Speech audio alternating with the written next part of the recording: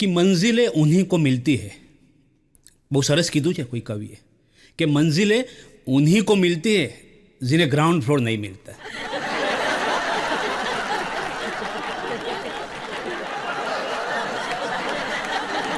મારી બહુ ઈચ્છા હતી કે નવા મકાનમાં જઈએ તો આપણે ગ્રાઉન્ડ ફ્લોર મળે, પણ બિલ્ડરે કીધું તમે બહુ મોડા પડ્યા. મેં કહું મોડો તો બધી વાતમાં પડ્યો છું, કારણ કે મારા હાઇટના બહુ પ્રોબ્લેમ છે.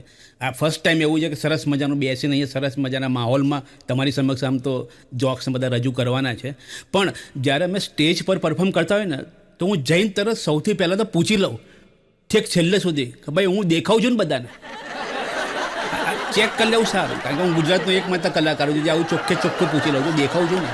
લોકો સાઉન્ડ ચેક કરે, હું હાઇટ ચેક કરું છું. કારણ કે એક પ્રોગ્રામમાં શું થયું ખબર છે કે મારે અને ઓડિયન્સને બધાને સાથે જવાનું થયું. મારે મોડું થતું હતું એટલે હું ઓડિયન્સની સાથે નીકળ્યો. હવે હું નીકળતો ગયો ને તો આગળ બધી બહેનો વાતો કરે, બોલો મને કે આય હાય કેવો જમાનો આવ્યો છે, આજકાલ આર્ટિસ્ટ તો આવતા જ નથી, એમનો ઓડિયો મોકલી દે છે. એ બેનને કીધું બેન હું ત્યાં હતો સામે ઊભું તો પરફોર્મ કરતો, મને કે સોરી તમે દેખાયા જ નહીં. મેં કહું હું ઓપોઝિશન થોડી છું તો દેખાવા જ નહીં. ના હું પોલિટિકલ જોક નથી કરતો નોર્મલી પોલિટિકલ, અને આ બધામાં આપણે પડવું બી નથી, કારણ કે એક તો આપણી હાઇટ ઓછી હોય, કોઈ બચાવવા આવવાની ને પાછું ક્યાં પોલિટિકલ જોક કરો. પણ હું એવું ઈચ્છું છું કે આ દેશમાં ફક્ત 2 જ પાર્ટી હોવી જોઈએ. તમે વિચારો ત્યાં આગળ બેઠા કે જ્યારે આ વિડીયો જોઈ રહ્યા છો, પણ આ દેશમાં ફક્ત 2 જ પાર્ટી હોવી જોઈએ. પહેલી પાર્ટી શનિવારની રાત્રે અને બીજી રવિવારની રાત્રે. હા એટલે નંબર મળી જશે, અમારા પાર્ટી માટે બોલાવો તો આવીશું, અમે ચિંતા ના કરતા. પણ આવી જ રીતના સરસ મજાના એક પ્રોગ્રામમાં કે જ્યાં બેન્કોટ હોલની અંદર પ્રોગ્રામ ચાલતો હતો, હું તમને સમજાવું સાહેબ કે જેમ કે આપણે હેમુ ગઢવીમાં ટાઉન હોલમાં પરફોર્મ કરતા હોય, એક સરસ મજાનું સ્ટેજ હોય, બેઠક વ્યવસ્થા હોય.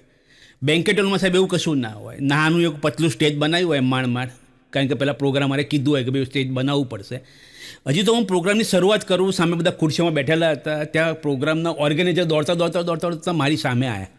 મને કે કેડીભાઈ, એટલે મારું શોર્ટ ફોર્મ કર્યું કેડીભાઈ, કે કેડીભાઈ તમને વાંધો ના હોય તો તમે ખુરશી પર ઊભા રહીને પરફોર્મ કરશો? એટલે મેં કીધું ભાઈ સંગીત ખુરશીવાળા આવવા જ ભાઈ મારા પાછળ જ છે એમનો વારો, હું સ્ટેન્ડઅપ કોમેડિયન છું, મારે છે એના માટે ખુરશી પર ઊભા રહ્યો. મને કે કેડીભાઈ તમને વાંધો ના, આમાં શું છે પાછળ 250 જણા એવા છે ને કે જે તમે દેખાતા નથી ને, હાઇટ ઓછી છે ને, તો એ લોકો ખુરશી પર ઊભા રહી ગયા અને મારી ખુરશી તોડી નાખશે. મેં વાંધો નહીં, મેં પછી એમની 250 ખુરશી બચાવી. લગભગ 1 કલાક સુધી મેં ખુરશી પર ઊભા રહીને પરફોર્મ કર્યું. અને જે પરફોર્મ કરીને નીચે ઉતર્યો ને ત્યારે મને આમ એવું લાગ્યું કે હું એફિલ ટાવર પરથી નીચે ઉતર્યો. ખરેખર અમારા હાઇટના મારા પંખાને મારા ઘરે જોવો ને તો હું દૂરબીનથી જોઉં છું, ચાલુ જ બાજુ. હવે અમદાવાદમાં, હું અમદાવાદથી છું એટલે અમદાવાદની વાત કરું છું એટલા માટે કે અમદાવાદમાં છે ને સાહેબ સલાહ આપનાર બહુ છે સર. અમારે ત્યાં ડિસ્ટ્રીબ્યુશન સેન્ટર બનાવ્યા છે અને ગવર્મેન્ટ પહોંચી ના શકે ને એટલા માટે અમે એમના પાનના ગલ્લાએ ડિસ્ટ્રીબ્યુશન સ્લીપ આપી છે. અને કેવી ત્યાં પાનના ગલ્લે સલાહનું પોટલું તો લોકો આપે જ રાખે, વિચાર જ નહીં કશું. હમણાં કોહલીનું હાર્દિકનું ચાલતું હતું, મારે કરે કે અરે હાર્દિકનો બદલો પડ્યો બહુ મસાલો કરતા આમ કરે, હાર્દિકનો બદલો.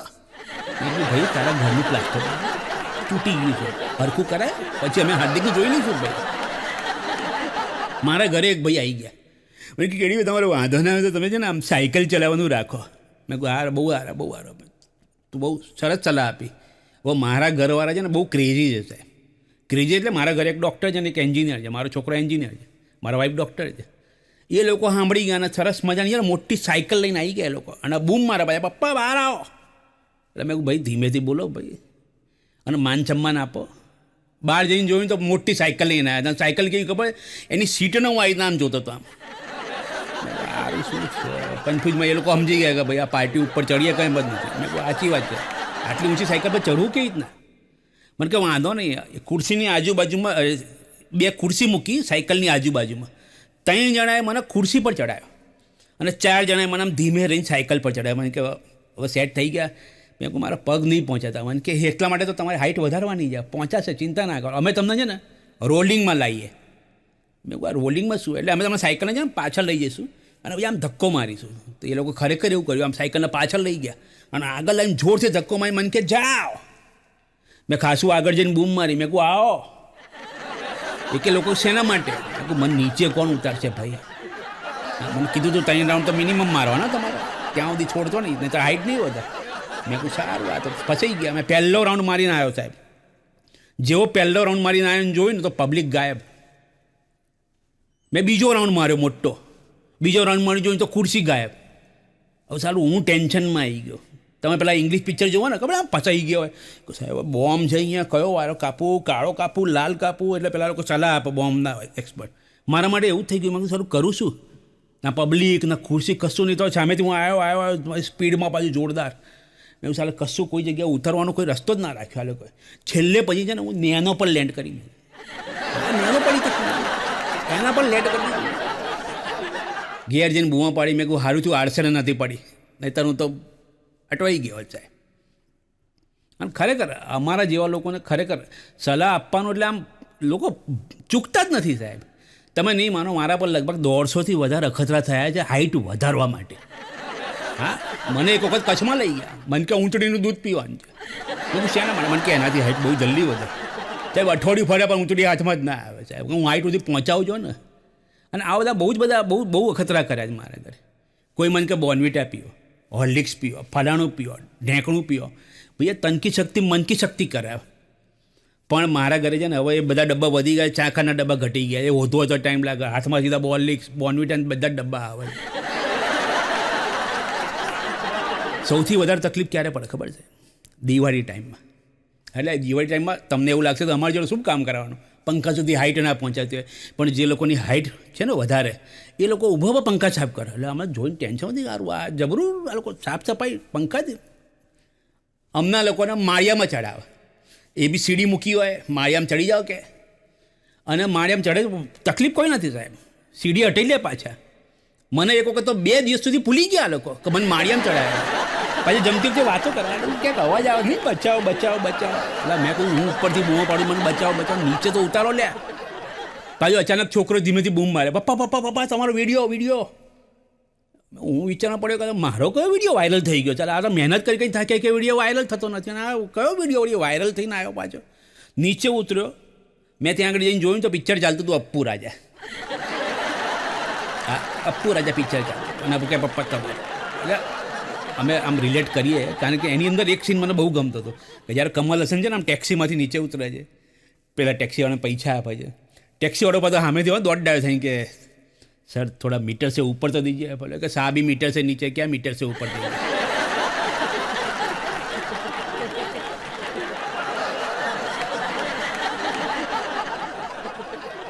પ્રોબ્લેમ શું થાય ખબર છે સાહેબ? વાઈફ સાથે જમીન આપણે આંટો મારવા નીકળ્યા હોય ને, હા એ ડૉક્ટર વાઈફ, હા જેમની તમે વાઈફ વાત કરતો હતો ને, મતલબ બહુ ગજબ ના છે. મને 2 દિવસ પહેલાં મારો શો હતો, મને આમ ગળામાં થોડુંક તકલીફ જેવું લાગ્યું. મેં કહું લાઈન ભાઈ જરા દવા તો આપી દે, હોમિયોપેથિક ડૉક્ટર છે તો. હવે આ સાહેબ મને ખરેખર લોજિક સમજાતું નથી ડૉક્ટરોનું. મને એક તો ડબ્બી આપી સરસ મજામાં, આમ હલાઈને કે મને કે આ 4 ગોળી અત્યારે લેજો ને બાકીની ઉઠો તો લેજો. મને ટેન્શન થાય. મેં કહું આ કોન્ફિડન્સ છે કે ઓવર કોન્ફિડન્સ છે? મેં કે ના તમે તમારે લો, વાંધો નહીં. 4 ગોળી લેવા માટે મેં ડબ્બી નામ લીધું. જે લોકો હોમિયોપેથિક લેતા હશે એમને ખ્યાલ હશે, એને રિલેટ કરશે. 4 ગોળી લેવા માટે હું ડબ્બી નમાઈને સાહેબ 8 ગોળી આવી. મેં પાછી નાખી 2 જ બચી, ફરીથી નાખી 6 આવી, ફરીથી નાખી 12 આવી.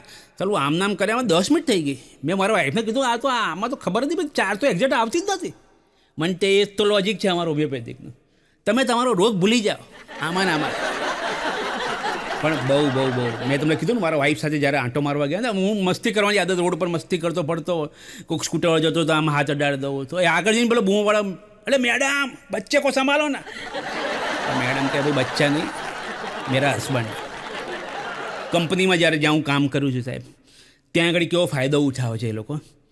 આ વખતે નક્કી કર્યું એ લોકો કે આપણે જે કંપનીમાં જે ટાર્ગેટ આપવામાં આવે ને સેલ્સવાળાને બધાને, એમણે કહ્યું કે ટાર્ગેટ આપણે હાઈટ એટલે વેટ પ્રમાણે આપીશું, કે જેનું વેટ વધારે એનો ટાર્ગેટ વધારે. તમે જુઓ છો મસ્ત મજાનો બેઠો છું. હા તો ઘટાડ્યું જ મેં 15 કિલો ઘટાડ્યું. મેં આગું આપણો ટાર્ગેટ બી ઘટી ગયો. પણ પછી ઘરવાળાએ કીધું કે ભાઈ ઇન્સેન્ટિવનું પૂછજો સાહેબ ને, ભાઈ મળશે કે નહીં, ને કે ભાઈ આખી મહેનત જ કરાવશે તમારી જોડે. મેં મારી કંપનીમાં HR જઈને પૂછ્યું કે મને ઇન્સેન્ટિવ કઈ રીતના આપવાના છે. મન કે હાઇટ પ્રમાણે. મેં ઘર આવીને કહી દીધું ભાઈ આ વખતે કોઈ મેલ છે નહીં, હાઇટ છે જ નહીં, આપણે ઇન્સેન્ટિવ ક્યાંથી મળે. પણ લોકો ઉત્સાહી હોય કંપનીવાળા. મેં કે ઘણી તમારે હાઇટ વધારી હોય તો એક જ રસ્તો છે તમારી જોડે, કે તમારે છે ને હેલ્થ ક્લબમાં જવું જોઈએ.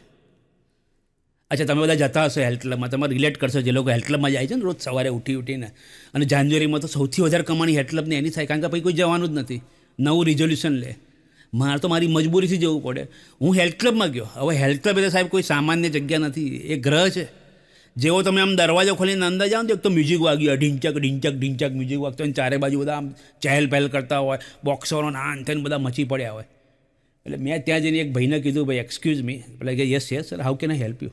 મેં કહું મારે હાઇટ વધારવી છે. Sir 2 minute. હવે એ 2 મિનિટનું કંઈ જતો રહે, પણ 2 મિનિટમાં મને આખી દુનિયા પરથી દેખાય. મેં કહું આ ગયો, કચ્છમાં ગયો, ઊંટડીનું સાયકલ, આ તે બહુ બધું વસ્તુ કરીએ. આ માણસો 2 મિનિટમાં હાઇટ વધારે, મારે પહેલાં અહીંયા આવવાની જરૂર હતી. 2 મિનિટ પછી પેલો આવ્યો. મેં કહ્યું યસ સર, હું તમને હાઇટ માટે ને યસ યસ માઇકલ, જોસેફ, 2 જણા આવી ગયા. અને 2 જણાએ મને, એક જણે અહીંથી ઊંચો કર્યો ને એક જણે પગેથી ઊંચો કર્યો, આમ ખેંચમતાણી કરવા માંડ્યા રીતસર. ખેંચમતાણી તો મેં કહ્યું ભાઈ મને એક પીસમાં ઘેર જવાનું હો ભાઈ, 2 પીસ કંઈ ના મૂકતા લો ઘેર જઈને ચોંટાડ દો. 2 પીસમાં મેં થોડી વાર મને નીચે ઉતાર્યો.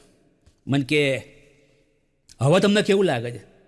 મેં કહ્યું જો ભાઈ આ તામઝામ તે નીચે ઉતાર્યો, પણ આમાં આજે તમે ખેંચમતાણી કરીને એમાં મારું ટ્રેક શૂટ લાંબુ થઈ ગયું છે, હવે એ મારો છોકરો પહેરે છે. હા, મારો છોકરો એન્જિનિયર છે. અચાનક એક દિવસ મને શું કહે, પપ્પા આપણે કોલેજ જવું પડશે. મેં કહું પપ્પા આપણે જવાનું, એટલે મારે નહીં જવાનું, કોલેજ તારે જવાનું. મેં કહે ના ના બાબા, કોલેજ તો હું જ જઉં છું, રોજ રેગ્યુલર જઉં છું, પણ પ્રિન્સિપલે તમને મળવા બોલાવે છે. ભાઈ મને મારા કોલેજના દિવસો યાદ આવી ગયા, કારણ કે કંઈક કાંડ કર્યું હોય તો જ પ્રિન્સિપલ બોલાવે. મેં કહું સારું આવું જ, વાંધો નહીં. અમે બાઇક પર જોડે ગયા. મેં કહ્યું યાર બાઇક પર નહીં મજા આવે, મારું એક્ટિવા લઈ લીધું. મેં કહે પપ્પા હું ચલાવું. હવે મને પાછળ બેસાડ્યો, અને આજકાલની જનરેશન જે ચલાવે છે ને સાહેબ, અનબિલિવેબલ સાહેબ, સખત ફાસ્ટ ચલાવે. મને બીક લાગી. મેં કહું યાર બેટા થોડું ધીમું ચલાવે. એવું તો કે પપ્પા આગળ આવીને ઊભા રહી જાઓ. મને એક્ટિવામાં આગળ ઊભો રાખીને લઈ ગયા બોલો કોલેજમાં. અને કોલેજમાં એ પાર્ક કરે ને એને પહેલાં હું નીચે ઉતરી ગયો. મેં કહું ભાઈ આ ખરાબ લાગે, આવો મારે પપ્પા આગળ. હું ચાલતા ચાલતા મસ્ત કોલેજની અંદર એન્ટ્રી લીધી મેં તો. અને તમે જુઓ આમ છોકરીઓ ચારે બાજુ, અને કોલેજમાં તો કેવું વાતાવરણ હોય, બધી છોકરીઓ ખુશ થઈ ગઈ, વાવ સ્માર્ટ, હેન્ડસમ, ડેસિંગ, ટેરિફિક. હું તો ખુશ થઈ ગયો, વાવ આપણી ઇમ્પ્રેશન પડી ગઈ. ત્યાં પાછળથી છોકરો આવ્યો, મને કહે પપ્પા આપણે જઈએ. મેં કીધું 2 મિનિટ મોડો આવ્યો તો તને કંઈ વાંધો હતો? કેટલું ખુશ આમ વાતાવરણ થઈ ગયું. પછી એ છોકરીને મેં કીધું मैं भी संतूर साबु से नहाता हूँ, 50 से उम्र का पता नहीं चलता. એવું જરૂરી નથી કે પેલી છોકરી જ સંતૂર સાબુથી નાય. અમે બી નહીં છીએ, ઘરમાં રહીએ છીએ, એક જ સાબુ હોય અમારે. કોઈક અડવિતરો માણસ આવ્યો અને મને સલાહ આપી ગયો. આ સલાહ તો બહુ જ ખતરનાક છે, આને હું જિંદગીભર યાદ રાખું સાહેબ. કારણ કે સલાહની અંદર જે મારું અપમાન થયું છે. મને કહે કે તમે જે દાઢી રાખો છો ને, દાઢીને તમે વ્હાઇટ કરાવો, બ્લેક ના રાખશો. આ કલમ તમે વ્હાઇટ કરાવો, આનાથી તમે મેચ્યોર દેખાજો. અત્યાર સુધી તમે આમ નાના છોકરા જેવા છે, અને બધું આમ તમને કોઈ ગણતરીમાં નહીં લેતું. મેં કહું વસ્તુ તો સાચી છે. ચાલો હું કંપનીના કામથી ગયો હોય તો એ મને બહાર બે રાખે. મેં કે કોઈ બચ્ચા આયા મિલને કે લીએ, એટલે મારે કેવું મેચ્યોર તો દેખાવું છે મારે. હું સલૂનમાં ગયો, સાહેબ ત્યાં કેવો સીન થાય તમારે જોવા જેવો છે. હું સલૂનમાં ગયો, એ લોકોએ મને ખુરશી ઉપર પાટીઓ મૂકીને બેસાડતો. મને કે બેટા બેસી જા, આ ઉંમરમાં દાઢી સારી નહીં. ભાઈ ઉંમર નહીં પપ્પા છું ભાઈ, શું દાઢી સારી નહીં? ખરેખર સમજે નહીં પાછો. મને કે શું કરવાનું છે? મેં કહું જો ભાઈ વાળના કલમને બધું આવે છે સફેદ કરી દે. મેં કે સાહેબ જિંદગીમાં પહેલી વખતે તમે આવ્યા છો કે જે તમે સફેદ કરવા માગો છો, બાકી અહીંયા બધા કાળું કરવા આવે. હા ખરેખર આ બધું પતાવ્યું ને પછી નીચે ઉતર મને ચોકલેટ આપી. મને કે બેટા આવજો હા પાછો, ભલે દાઢી વધી છે કરી આપીશું. પૈસા મારા છોકરા જોડે માગે, મેં કહી જો એ મારા પપ્પા જેવો દેખાય. અરે નહીં મને, અને આ જે પપ્પા જે કહેવાય છે ને એકચ્યુઅલી તમે કહો છો પપ્પા એટલે બહુ આમ કહેવાય છે કે પપ્પા વિશે ઘણું લખાયું, કોઈક કે મા વિશે વધારે લખાયું, પપ્પા વિશે ઓછું લખાયું. પણ સાહેબ પપ્પા એક એવી વ્યક્તિ છે ને કે જે ખરેખર જીવનની અંદર બધું જ વસ્તુ સહન કરી નાખે છે. અને કોણ ક્યારે ક્યાં કઈ રીતના મદદ કરી અને કંઈ ખબર જ ના પડે પપ્પાને. હું કોરોનાના પહેલાં જ્યારે હું મારા મમ્મી પપ્પા, હું મારા વાઈફ અને છોકરો, અમે 5 જણા પિક્ચર જોવા માટે ગયા. સાહેબ ત્યાં કયા પિક્ચર આવતા હતા અને સિચ્યુએશન કેવી થાય એ તમને સમજાવું સર. પિક્ચર જોવા ગયા, મેં મારા સનને કીધું કે ભાઈ તું ટિકિટ લેતો હોય. એ ટિકિટ લેવા ગયો, ત્યાં મારા પપ્પાએ મને પૂછ્યું કે કયું પિક્ચર જોવાનું છે. મેં કહું પપ્પા તમને નહીં સમજાય. એટલે મારું કોલર પકડી આમ પાછળ આવ્યા, મને કે તામિલમાં જે પિક્ચર? મેં કહું ના ના ગુજરાતીમાં. તો હું મને નહીં સમજાય, મેં તને આટલો મોટો કર્યો, એન્જિનિયર બન્યા, તું મને એમ કહે છે કે મને નહીં સમજાય પિક્ચર? મેં કહું પપ્પા પિક્ચરનું નામ છે પપ્પા તમને નહીં સમજાય. અચ્છા તો બરોબર. ત્યાં મારો સન પાછો આવ્યો દોડતો દોડતો. મેં કહ્યું પપ્પા હાઉસફુલ છે. મેં કહું પપ્પા હાઉસફુલ જાઓ શું કરીશું? તો કે બીજું પિક્ચર જોઈએ. મેં કહું સારું વાંધો નહીં પેલું બીજું પિક્ચર. તાર મારા સને મને આમ કીધું પપ્પા આપણે પેલું સામે જે બોર્ડ માર્યું છે પિક્ચર જોઈએ તો બહુ મજા આવે એવું લાગે છે. અને એ પિક્ચરનું બોર્ડ જોઈને હું ને મારા પપ્પા બંને જણા પાછા ખસી ગયા. હા ટેન્શન આવી ગયો. ત્યાં બોર્ડ માર્યું તું બાપ વેચવાનો છે. ખરેખર ટેન્શન આવી ગયું. પછી અમે લોકો શું થિયેટરમાં પેલા નાચો સમોસા ને બધું ખાતા ખાતા નક્કી કર્યું કે કયું પિક્ચર જોવું જોઈએ. અમે છેલ્લે કયું પિક્ચર જોઈને બહાર આવ્યા ખબર છે? તંબુરો. હા ખરેખર આ પિક્ચર ચાલતું તંબુરો. અને હમણાં થોડા ટાઈમ પહેલાં મારો સન અત્યારે તો એ વખતે એન્જિનિયરિંગ કરતો હતો. હવે એક વખત શું છે કોરોના ટાઈમની જ ખરી વાત કરી છે તો હું તમને બીજી થોડી વધારે વાત બી કરી લઉં કે કોરોના ટાઈમમાં બધા જ લોકો પોતાના ઘરે ઘરે મસ્ત મજાનું કામ કરતા હતા. સ્ટુડન્ટ એમ્પ્લોય હોય કે કોઈ બી. અને બધાનો ડ્રેસ થઈ ગયો હતો બરમુડા ચડ્ડો જે પહેરે ને બધા અને ટી શર્ટ. હું મારો સર બંને જણા એક રૂમમાં બેસીને કામ કરતા હતા. હું મારું કામ કરતો હતો એ કોલેજનું કામ કરતો હતો. અને મારા પેશન્ટ બી ચાલુ હોય મારા વાઈફના ત્યાં બાજુ. તો પેશન્ટ આમ આવ્યા પેશન્ટ ગયા પછી મારા વાઈફ હસતા હતા બહાર આવ્યા. મને કે પેલા બેન કેવું પૂછતા હતા કે તમારા બંને બાબા એન્જિનિયરિંગમાં છે. મને ખબર ન પડી મારે હસવું જોઈએ કે શું કરવું જોઈએ. કોમ્પ્લિમેન્ટ છે. કોરોનાની જ્યારે વાત કરતા હતા ને ત્યારે સાહેબ લોકો કોરોનાની અંદર જે લોકોએ નવી નવી વસ્તુઓ શીખ્યા છે ને સાહેબ આઈ રિયલી એપ્રિશિએટ. કોરોના જ્યારે ડિક્લેર થયું ને ત્યારે 2-3 દિવસ અમે એમને કાઢી નાખ્યા. અરે મજા આવશે યાર આમ તેમ. પછી ત્રીજા દાડાથી ઘરમાંથી આવવા માંડ્યું કે હવે કંઈક કામ બામ કરશો કે પડ્યા રહેશો તમે બધા ઓનલાઈન કેટલું કરો. અમને ખબર પડી ગઈ તમે કામ કરો છો કે નહીં. અમે કહું વાંધો નહીં લે આ કામ તો કરવું પડશે. આ બાજુ મારા ભાઈબંધો રોજ પોસ્ટ નાખે મેકિંગ પંજાબી પાઉંભાજી કોક ચાઇનીઝ. મારા ઘરે પ્રેશર વધી ગયું મને કે તમે કંઈક બનાવો તમારા ભાઈબંધો જુઓ. મેં તો પેલા ભાઈબંધોને ખખડાયા. મેં કહું તમે લોકો બનાવો તો બનાવો ઘેર પણ પોસ્ટ ના કરો યાર અમારે અહીંયા પ્રેશર વધે છે. મેં કે ના પોસ્ટ તો કરવું પડે કારણ કે મારા વાઈફે કીધું છે. મેં મારી પત્નીને કીધું કે મેં કહું ઘણા વર્ષો પહેલાં તારા પપ્પાએ મને બનાવ્યો જ છે ઓલરેડી હવે શું બનાવ્યું.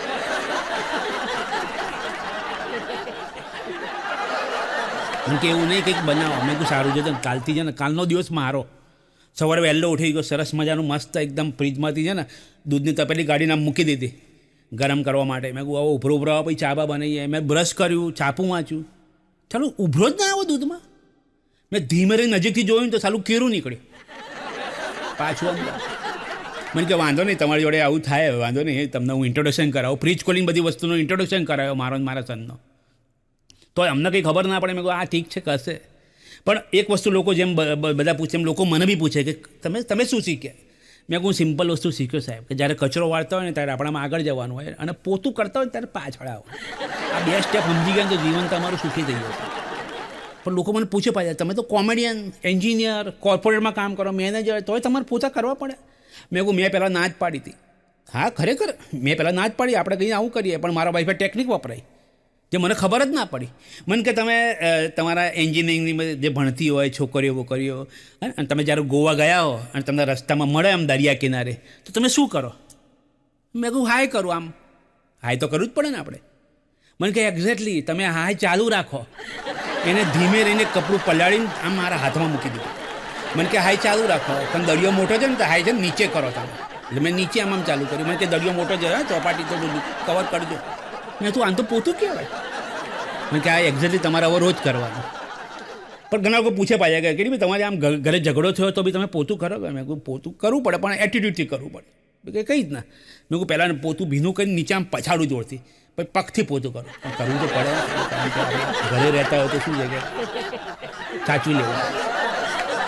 પછી મને છે ને લોકો સલાહ આપે કે ભાઈ તમારે હવે સાયકલમાં તો તમારે હાઇટ ના વધી. મેં કહું આ ના વધી. આ વખતે મેં વિચાર કર્યો કે મારે બાઇક લેવું જોઈએ. અમારા અમદાવાદમાં કાંકરિયા કરીને જગ્યા છે ત્યાં આગળ છે ને પેલી નાની નાની રાઇડ્સ ચાલે. મને એમાં બાઇકમાં બેસાડો. મને કે અનલિમિટેડ છે પપ્પા બેસો ચિંતા ના કરો. ફેરવ્યો બરાબરનું મને. પછી મેં નક્કી કર્યું કે હવે હું સાચુકલી બાઇક લેવા જઈ. હું શોરૂમમાં ગયો તો શોરૂમમાં પેલો બાઇક મને આમ બધું સમજાવો પેલો સેલ્સમેન બધું આમ તેમ કે સર તમારે છે ને સ્પોર્ટ્સ બાઇક લેવી જોઈએ. સ્પોર્ટ્સ બાઇક એટલે આ મારી ઉંમર જોતું અને સ્પોર્ટ્સ બાઇક ના સર અત્યારે તો ઇમ્પ્રેશન પડે છે તમારી ગર્લફ્રેન્ડ ખુશ થઈ જશે.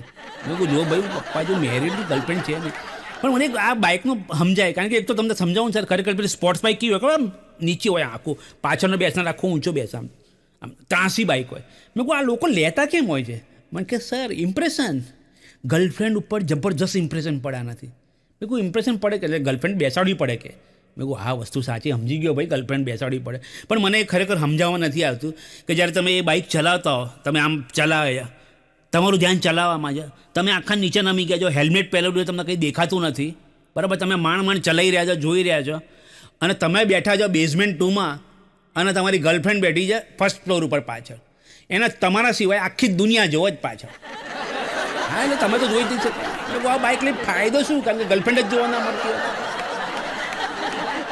સોસાયટીમાં સૌથી વધારે તકલીફ પડે સોસાયટીમાં સાહેબ, કે સોસાયટીની અંદર દરેક લોકોના અલગ અલગ ગ્રુપ હોય. નાના છોકરાઓ રમતા હોય સરસ મજાના, વડીલો બેસીને વાતો કરતા હોય, મિડલ એજના લોકો અહીંયા IPLની ચર્ચા કરતા હોય. હવે હું છોકરાઓ જોડે જાઉં ખાલી આમ મસ્તી કરવા મને કે અંકલ તમે મોટા છો પ્લીઝ પેલા ગ્રુપમાં જાઓ ને, વડીલોના ગ્રુપમાં જાઓ મને કે તું નાનો જ હજી યાર આ બાજુ, એટલે મારે પેલા મિડલ એજના ગ્રુપમાં જવાનું હોય. ત્યાં જાઓ તો એક જ વસ્તુ મને આપે, મને કે એક કામ કર ભાઈ, આ 100 રૂપિયા રાખ, આના માટે મસાલો, આના માટે તમાકુ લેતો, આના માટે સિગરેટ, આના માટે બીડી, આના લેતો, એનો જો વધારે ને ચોકલેટ લઈ લેજે તારી ચિંતા.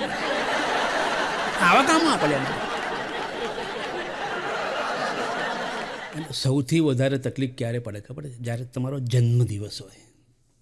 લોકો જો બહુ ધામધૂમથી ઉજવા, મજા આવી જાય. મેં સાહેબ છેલ્લા કેટલાય વર્ષોથી મારો બર્થડે મનાવવાનું બંધ કરી દીધું છે. હા, એટલે જેવું બર્થડે મનાવવાનું રાખવાના લોકો ગિફ્ટો કેવી લઈને આવે? પેલા જોન્સન એન્ડ જોન્સનના પાવડર, જોન્સન એન્ડ જોન્સનનું ઓઇલ, એટલે મેં કોઈ મોટો થઈ ગયો. ડોરેમોનને પોકેમોનના ટોવેલો આપે છે, હજી મારા ટોવેલો એ વાપરવા પડે. અને ટોવેલ આપણને એક તો એટલા નાના હોય ને સાલા આપણને શરમ આવું વાપરો કંઈ જ ના મોઢું જોવા માટે વાપરો. અને સાહેબ આ ખરેખર બહુ તકલીફવાળું કામ છે ખરેખર. અને સોસાયટીવાળા મેં તમને વચ્ચે પહેલું કીધું ને સર, સોસાયટીમાં જ્યારે તમે ચેરમેન, સેક્રેટરી કે ટ્રેઝરર કે કંઈ કામ કરતા હોય ને સાહેબ, લોકો તમારી હાલત ખરાબ કરી નાખે સર, ગમે ત્યારે ગમે તે. અને એમાં હું જે નવી જગ્યાએ રહેવા ગયો, જ્યાં આગળ મેં તમને કીધું કે મંઝિલે ઉની કો મિલતી હે જીને ગ્રાઉન્ડ ફ્લોર નહીં મિલતા. સાહેબ હું 13માં મારે રહેવા ગયો ને સાહેબ, તમે વિચાર કરો સાહેબ, હું તો રહેવા ગયો છું હજી તો, અને તમે આમ બારી ખોલો તો જેવો પવન આવે સોસવાટા વાળતો, અરે આપણું દિમાગ કામ ના કરે. બીજા જ દાડે મારા વાઈફે કીધું મને કે એક કામ કરો થોડી મદદ કરાવો. મેં કીધું જો મદદ તો દર વખતે કરાવું છું. મને કે ના અત્યારે મેં કપડાં ધોઈ નાખાય, ખાલી તમે સૂકવી દો. હવે તમે વિચાર કરો સર, એક ડોલમાંથી કપડું લઈને સૂકવવા માટે હું બારી ખોલું છું, જેવી બારી ખોલીને આમ જોયું તો પવન એવો આવ્યો કે કપડું સુકાઈ ગયું. મને નવાઈ લાગી, મેં કહું આટલું જલ્દી કપડું સુકાઈ ગયું. મેં બીજું લીધું, બીજું લઈને બારી આગળ એ સુકાઈ ગયું. અહીં તો બધા કપડાં 3 મિનિટ બાદ બધા કપડાં સુકાઈ ગયા. મારા વાઈફ માન જ નહીં. મને કે કાલે હું બી ટ્રાય કરીશ. મેં કહું કરજો વાંધો નહીં. કાલે એમને ટ્રાય કર્યો, બીજા દાડે બી એમને એ જ સિચ્યુએશન, જેવું કપડું લઈને જાય બારી આગળ ખબર છે, કારણ કે પવન જ એટલો જોરદાર આવતો હોય 13માં માળે, બધા કપડાં સુકાઈ ગયા. અને અહીંયા સુધી કોઈ જ વાંધો નહોતો મને. પણ આ વાતની ખબર એમને કોઈક બેનને કરીને, બેને બીજા બેનને, ત્રીજા બેનને, આખી સોસાયટીમાં હવા ફેલાઈ ગઈ. મને કે કેડી ભાઈને ત્યાં જાઓ ને તો કપડાં સુકાવવા ત્યાં જ જવાય, રોજ સવારે 10 વાગે મારા ત્યાં લાઈન લાગે છે. ના કપડાં સુકાઈને જાય મને કોઈ વાંધો નથી, કપડાં સુકવા જાય, તારે તાર બાંધી દે આખા ઘરમાં એ લોકોએ. પણ એ સુકવતી વખતે જે લાઈન લાગે ને સાહેબ, એના માટે ચા પાણી નાસ્તો એરેન્જમેન્ટ કરવું પડે છે અમારે. લોકો ત્રાસ કરી નાખ્યો છે. નીચે તમારા નેમપ્લેટમાં કેવું નામ લખ્યું હોય, કમલેશ દરજી, એ કાઢી નાખ્યું. કપડાં સુકવવાનો ફ્લોર 13મો માળ. અને માન જ નહીં સર. સોસાયટીમાં એમાંય પાછા તમે આજે અમારે ત્યાં ફ્લેશ સિસ્ટમ છે સર, દરેક વસ્તુના ગ્રુપ બનાવ્યા છે. મેં કહું આટલા બધા ગ્રુપ શેના માટે? એક કોમન ગ્રુપ બનાવ્યું છે, પછી એક બ્લોકનું ઇન્ડિવિજ્યુઅલ ગ્રુપ, પછી મેન્ટેનન્સ આપવાનું ગ્રુપ, કમ્પ્લેનનું ગ્રુપ અલગ. મેં કહું આટલા બધા ગ્રુપો ચાલે, હું તો જિંદગીમાં કોઈ દાડે આટલા બધા ગ્રુપમાં રહ્યો નથી. મેં કે તમારે રહેવું પડશે સર બધું. પાછું કમિટીનું ગ્રુપ અલગ, એમાંય પછી કોર કમિટી અલગ અને એક્ટિવ કમિટી અલગ. મેં કહું સાહેબ આ તો વોટ્સઅપ પર બચારા ત્રાસી જશે. હા ખરેખર આટલા બધા ગ્રુપો, એના કરતાં મને સારું હતું કે જૂની સોસાયટીમાં રહેતો ને ત્યાં કશું જ નહીં સર, કોઈ ગ્રુપ જ નહીં સર. અને મેન્ટેનન્સ નહીં તો શું છે કે પેમેન્ટ કરવાનું, પછી સિસ્ટમ તમારે ફોરવર્ડ કરવાની. અહીંયા ત્યાં એવું કશું નહીં સાહેબ. હું જેવો ઘરની બહાર નીકળું, આપણને સરસ મજાનો શો છે, આજે મજા આવશે, પછી કાલે ઓફિસમાં મિટિંગ છે, આમ જેવા ટીપટોપ થઈને ઘરની બહાર નીકળો ને ત્યાં એક બેન બોલાવે મને કે કેવી ભાઈ તમને વાંધો ના આવે તો અમારે ત્યાં પેલું જો ને ટોયલેટ બધું ભરાઈ ગયું છે, પાણી બહુ આવી ગયું છે, જોતા જાઓ ને. મારા આ ટાઈમે આ જોઈને જવાનું બધું. મેં હું એરેન્જ કરાવું છું, માણસ આવશે, ગટર સાફ થઈ જશે, ટેન્શન કામ કરવા પડે સોસાયટીમાં. ત્યાં અમારી સોસાયટીમાં અત્યારે જેમ કે અમે હાઈ રાઇઝમાં રહીએ છીએ ને સાહેબ, તેમ તમને ખબર જ ના પડે ટાઈમ ક્યાં જતો રહ્યો, કોણ ક્યારે નાતું હોય, કંઈ જ ખબર ના પડે. તમે ઘરની બહાર નીકળી જાઓ, સોસાયટીની બહાર નીકળો ને તોય કોઈ ખબર ના આવે કે કેડીભાઈ છે કે નહીં. ત્યાં પેલી સોસાયટીમાં શું ખબર, તમે જેવા ઘરની બહાર નીકળો બધાને ખબર પડે કે કેડીભાઈ નીકળ્યા. અને કેડીભાઈ નહીં આખું ગામ નીકળ્યું, બધાને ખબર હોય. અમારે ત્યાં સીસીટીવી કેમેરા જ નહોતા. કાંઈ 3-4 બૈરાઓ 2-4 બુઢ્ઢાઓ બધા લોકો આમ ગેલેરીમાં તૈયાર જ બેઠા. ચાકવાળો આવ્યો, રમેશભાઈ ગયા એટલે ઓફિસે ગયા. પેલી રીતે સમાચાર તમારા વાયુ વેગે જતા રહે. વોટ્સએપ ગ્રુપની જ જરૂર નથી. હું જેવા આમ બહાર નીકળ્યો ને પેલું ગટરનું કીધું ને પછી થોડો આગળ ગયો. મેં કહ્યું ચલો મસ્ત ગાડી લઈને નીકળ્યું. ત્યાં આગળ એક દૂરથી એક કાકા ધીમે ધીમે આવતા હતા. હું એમની રાહ જોઈને કંટાળ્યો. મને પાછા ઊંઘો રહે છે. મેં કહ્યું કાકા તમે આવો ને કહેતા હું જ ત્યાં જતો રહું. હું ફટાફટ ત્યાં જતો રહ્યો. તો કાકાએ 200 રૂપિયા કાઢીને આપ્યા. હું તો ખુશ થઈ ગયો. મેં કહ્યું બર્થડે ના તો કાકાને પગે લાગ્યો. મેં કહ્યું કાકા આશીર્વાદ આપજો, આવી રીતના પ્રોગ્રામ કરતો રહો ને જિંદગી આ લાંબી ચાલે. મને કહે છે એના 200 રૂપિયા શેના આશીર્વાદ? આમ 200 રૂપિયા મેન્ટેનન્સના છે, મેન્ટેનન્સ. કાકા તમે મેન્ટેનન્સ આવી રીતના રસ્તામાં આપવા આવો છો, ઘેર આપવા આવો ને. ઘેર જ આવતો તો. મેં કહું કાકા તમે જે સ્પીડે આવતા હતા મને લાગે અઠવાડિયે પહોંચે જ મારા ઘેર તો, એટલે હું તમારે ત્યાં આવી ગયો. મને કે એવું મેં મસ્તી નહીં કરવાની, આમ 200 રૂપિયા લખે. મેં કહું કાકા મેન્ટેનન્સ 400 રૂપિયા છે આપણું, તમે 200? અરે 200 જમા રાખ, 200 પછી આપીશું. મેં કહું કાકા તમે આપવા રોકાવશો કે મારે કોણ જોતે લેવાના? કહી જજો મારે. અરે ખરેખર આમ સખત ત્રાસ કરી નાખે. અને આ લોકોએ ત્રાસ કરેલો કોરોનામાં પાછું. સહેજ બી કંઈક ઇન્ફેક્શન થાય ને બધા અમારા આખી સોસાયટી પેલું સેનિટાઈઝ કરતા હતા. અમારી સોસાયટી મતલબ અમદાવાદ શહેરમાં જેટલું સેનિટાઈઝ હાઈએસ્ટ સોસાયટી અમારી સેનિટાઈઝ થઈ જાય. કંઈ બી થઈને બંબાવાળા આવીને સેનિટાઈઝ કરી નાખે. અને સૌથી વધારે તકલીફ ક્યારે પડી ખબર છે? મેં તમે કોરોનાની જે વાત કરી સાહેબ, મારા ઘરે ઇન્ટ્રોડક્શન કરાવતા આમ છે તેમ છે, પછી બીજા દર મારો ટેસ્ટ દીધો. મને કે એક કામ કરો તમે હવે કોથમીર લેતા આવો.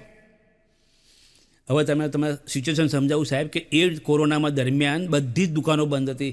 ખાલી શાકભાજીની લારીઓ બંધ હતી, દુકાનમાં શાક મળતું હતું, કિરાણાની દુકાન ખુલ્લી હતી અને મેડિકલ સ્ટોર. હવે શાકભાજીની લારીઓ તો મળતા નહીં, એટલે દુકાનવાળાએ બહાર મોટું એમસીએ બોર્ડ મારેલું હતું. એ બોર્ડ જોઈને હું તો ગભરાઈ ગયો. એમાં લખ્યું હતું શાકને અડવું નહીં, શાકને દૂરથી જોવું. હું તો ઊભો રહ્યો થોડી વાર, તો સોસાયટીવાળા પાછળ આવ્યા. મને કે કેડીભાઈ જલ્દી કરો, 10 વાગે ટાઈમ પૂરો થઈ જશે. હા તમારે ફટાફટ કરો.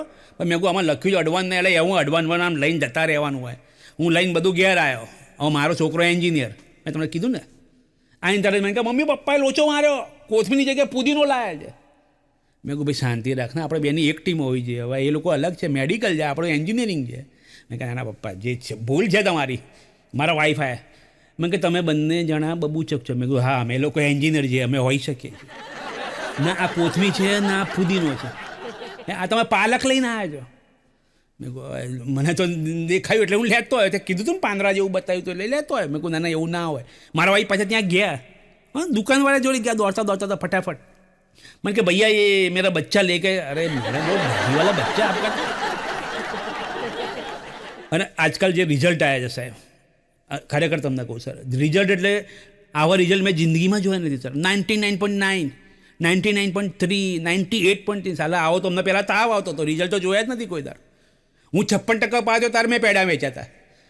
લોકો કહેતા ખરા એટલે આ 56માં પેડા ના હોય. એટલે મેં કીધું હોય ભાઈ ટેન્શન ના, હું મનમાં પાછું મને ખબર છે, મને વેચવા દે ને મને ખુશી થઈ છે. પણ આજકાલ ખરેખર મેં હમણાં એક સરસ મજાનો વિડીયો બી મૂક્યો છે, એની અંદર લોકો કન્ફ્યુઝનમાં છે. એક ઘરે ગયો ને તો બધા કન્ફ્યુઝન આમ બેઠા હતા. મેં કહું શું થયું? મેં કે બાબો પાસ થઈ ગયો 99.7%. એટલે મેં કહું આ તો ખુશીની વાત છે. ખુશી આમાં નારાજ કેમ થઈ ગયા? મેં કે ના અમે બધા ઘરવાળા જોડે ડિસ્કશન ચાલે છે, પેડા કયા લાવવા, કઈ સાઈઝના શું. મેં કહું આમાં શું સાહેબ તમે ટેન્શન, હું તમને ગાઈડ કરું. જો તમારે પહેલાં તો પેડા વેચવાના જ છે, એટલે વેચવા જ પડશે, કારણ કે રિવાજ છે. અને પેડા તમે હું માનું તો તમે કેસરના વેચો, કંઈ બી વેચો, ગમે તે વેચો, પણ એની સાઇઝ મોટી રાખજો, કારણ કે ટકા વધારે છે ને તમારે. ઓછા ટકા હોય તો ના વેચો તો ચાલે, પણ ટકા વધારજો, તમારે તો વેચવાના તમારે. મારા પર જે મેં કીધું ને તમને કે 150થી ઉપર અખતરા થયા છે, એ બધા અખતરાથી કંટાળીને છેલ્લે છે ને મેં શું કર્યું ખબર છે? મેં ગૂગલનો સહારો લીધો. હા ગૂગલ બધાના જવાબ આપે છે, મેં એવું સાંભળ્યું હતું. હા એમાં બોલીને બી ઘણા લોકો તો જવાબ લે. એટલે મેં ગૂગલ પર લખ્યું how to increase the height. તરત ગૂગલે આમ મસ્ત લિસ્ટ બનાવ્યું. સૌથી પહેલું લિસ્ટમાં ના હતું બેલેન્સ ડાયટ. મેં પૂછ્યું મારા વાઈફને, બધા બેલેન્સ ડાયટ એટલે હવે લોકો એમાં ઘરવાળા તો સાચું જવાબ, એમ ભાઈબંધો પૂછે, ભાઈબંધો અલગ અલગ જવાબ આપે બધા. મને કે બેલેન્સ ડાયટ એટલે હવે શું છે, તારે એક થાળીમાં નહીં જમવાનું, 2 થાળીમાં જમવાનું, બેલેન્સ રાખીને. થાળીઓ 2 હોવી જોઈએ. એક ભાઈબંધ તો મને કહે કે એવું ના હોય, બેલેન્સ ડાયટ એટલે શું છે ખબર છે, તારામાં એક પગે ઊભા રહેવાનું અને 2 થાળીઓ હાથમાં લેવાની, ખાવાનું. ખાવું કઈ જ ના, કયા હાથથી ખાવું, 2 હાથમાં 2 થાળી, કે એ કન્ફ્યુઝન છે. પણ બેલેન્સ ડાયટ એટલે કદાચ મને લાગે એવું જ હશે કે તમે એક પગે ઊભા રહો ને એક હાથે ખરેખર કન્ફ્યુઝ થઈ ગયું. એટલે ઘરવાળાએ કીધું બેલેન્સ ડાયટ એટલે એવું નહીં, તમારે બેલેન્સમાં ખાવાનું. કારણ કે મારું જે પેટ જોઈને છે ને, હું જેટલી બી જગ્યાએ જાઉં ને, લોકો હંમેશા મને એક વસ્તુ તો કહે જ કે ભાઈ ખાવામાં ધ્યાન રાખો. મારે કહેવું પડે કે ભાઈ મારું તો બધું ધ્યાન ખાવામાં જ છે, એટલે ખાવામાં જ રાખવું પડે ને ધ્યાન છે. બાઇકવાળાના કિસ્સા પછી છે ને મેં નક્કી કર્યું કે બાઇક છોડો, આપણે સ્પોર્ટ્સ બાઇક નથી લેવી. હું ગાડીના શોરૂમમાં ગયો, ગાડીને મેં કહું ડાયરેક્ટ ગાડી જ લેવી છે, બતાવી દેવું છે દુનિયાને આપણી બી કેટલી હાઇટ છે. એટલે હાઇટ એટલે ઓળખાણ એમ. હું ગાડીના શોરૂમમાં ગયો, ગાડીના શોરૂમમાં હું ગાડીને આવી રીતના ઉપર જોઉં છું. એટલે સેલ્સમેન જે આવ્યો ને ગભરાઈ ગયો કે આ પાર્ટી કાં તો ફસાઈ ગઈ છે કાં તો બીજા કોઈક ભૂલથી શોરૂમમાં આવી ગઈ છે. એટલે મને કહે સર તમને મેં હેલ્પ યુ, કઈ રીતના હેલ્પ કરું? મેં વોસ ગાડીના ફીચર થોડું બતાવી દે. સર તમારી ગાડી હાઇટ પ્રમાણે લેવી છે કે ઓકાત પ્રમાણે? મેં કીધું મારી જો બંને નથી, હાઇટના ઓકાત, તું ગાડીના ફીચર્સ વિશે બતાય. મને કે સર એક્ઝેક્ટલી સર 1 મિનિટ તમે ઊભા રહો. ઓકે 1 મિનિટ ઊભા રહેવાનું કેમ કહેજો, પેલો 2 મિનિટ કહેતો તો આ 1 મિનિટ. હું ગાડીનો દરવાજો ખોલીને જોવા ગયો. મને કે સર એક સરસ મજાનું ટેબલ લઈને એને નીચે મૂક્યું. હું એના પર પગ મૂકીને અંદર ચડવા ગયો ને એના પહેલાં કે સર 1 મિનિટ સર આવું નહીં, સમજી લો પહેલાં. એના ટેબલ આમ હાથમાં લીધું. મને કે જોયું સર લાઇટ વેટ છે સર જુઓ ફોલ્ડિંગ, આમ ફોલ્ડિંગ કરીને મારી બાઇકમાં પાછળ મૂકી દીધું. ભાઈ પાછું બાઇક બહાર કાઢીને કે જુઓ સર આ 5 કલરમાં મળે છે સર, આ તમારે લેવું જ જોઈએ સર, લઈ લેવું જોઈએ. ગાડી મૂકો સાહેબ, હું 1500 ટેબલ લઈ ગયા. ઘેર આવ્યા પછી સર જે મને ખબર પડી ને સર દુનિયામાં કે મારી જોડે કેટલો અન્યાય થયો છે સર. હા ખરેખર સર મારી જોડે અન્યાય થયો છે સર. ટેબલ લાવ્યા પછી એ નાનું ફોલ્ડિંગ ટેબલ લાવ્યા ને પછી મેં પહેલી આગળ ફ્રીજનું આગળ મૂક્યું અને ઉપરનું ખાના સુધી પહોંચી શક્યો. અને જે ઉપરનું ખાનું ખોલીને જોયું સાહેબ, ચોકલેટ આઈસ્ક્રીમ તો બધું એમ જ ભરેલું હતું. અને મને અત્યાર સુધી કહેવામાં આવતું હતું આપણા ઘરે તો આ બધું આવતું જ નથી. અને પછી જે મેં એના ભૂક્કા બોલાયા છે ને સાહેબ, એ લોકોએ ટેબલ વેચી નાખ્યું. મેં કીધું ફ્રીજ વેચે તો ચાલશે પણ ટેબલ છે ને માટે. મને કે ના ટેબલ જ દુશ્મન છે, જ્યાં જવું ત્યાં હું ટેબલ નહીં જતો. હા ઘણી વખત પ્રોગ્રામ કરવા માટે અમે જઈએ ને તો ત્યાં તો શું છે કે આવી રીતના આમ સ્ટુડિયોમાં સરસ મજાનું કામ કરતા, પણ જ્યારે શો માટે જઈએ ને તો શો માટે મેઇન આર્ટિસ્ટ હોય, જેમ કે અમારી જોડે અમિત ખુવા હોય, સાબુદ્દીન જોડે બી આપણે કામ કર્યું છે. તો એમની ટીમમાં સાથે જઈએ ને ત્યારે પેલો ઓર્ગેનાઇઝર બચારો કન્ફ્યુઝ થાય અને પૂછે કે આ ખૂણામાં પેલો બાબલો ઊભો છે એ કરવાનો છે? મને કે બાબલા નથી, પપ્પા છે ને બહુ સારું કરે છે. હા કેડી બહુ સારું કરે છે. અને લોકોએ મારું નામ કેડીભાઈ કરી નાખ્યું છે. ના એવું નથી.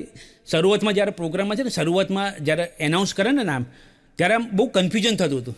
બહુ એટલે પહેલી વખત ગયો ને તમારું નામ કેડીભાઈ તો એક તો એમને એમ કરી નાખ્યું. પછી કે લેટ્સ વેલકમ કેડી.